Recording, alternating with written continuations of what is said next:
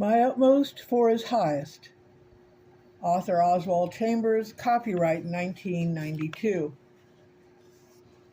They said to him, Rabbi, where are you staying? And he said to them, Come and see. John 1:38 through 39. Where our self-interest sleeps and the real interest is awakened. They remained with him that day. That was about all some of us ever do. We stay with him a short time only to wake up to our own realities of life. Our self-interest rises, and our abiding with him is past. Yet there is no circumstance of life in which we cannot abide in Jesus. You are Simon. You shall be called Cephas. John 1:42.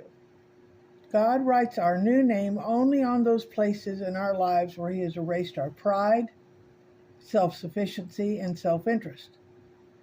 Some of us have our own new name written only in certain spots, like spiritual measles, and in those areas of our lives we look all right. When we are in our best spiritual mood, you would think that we were the highest quality saints. But don't dare look at us when we're not in that mood. A true disciple is one who has his new name written all over him. Self-interest, pride, and self-sufficiency have been completely erased. Pride is the sin of making self our God, and some of us today do this, not like the Pharisee, but like the tax collector. See Luke 18:9 through 14. For you to say, oh, I am no saint, is acceptable by human standards of pride, but is unconscious blasphemy against God. You defy God to make you a saint as if to say, I am too weak and hopeless and outside the reach of the atonement by the cross of Christ. Why aren't you a saint? It's either that you do not want to be a saint or that you do not believe that God can make you into one. You say it would be all right if God saved you and took you straight to heaven. That is exactly what he'll do. And not only do we make our home with him, but Jesus said to his Father and himself, we will come to him and make our home with him. John 14:23.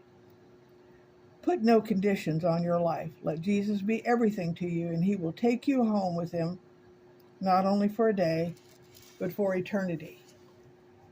Getting there. Come, follow me, Luke 18:22. Where our individual desire dies and sanctified surrender lives.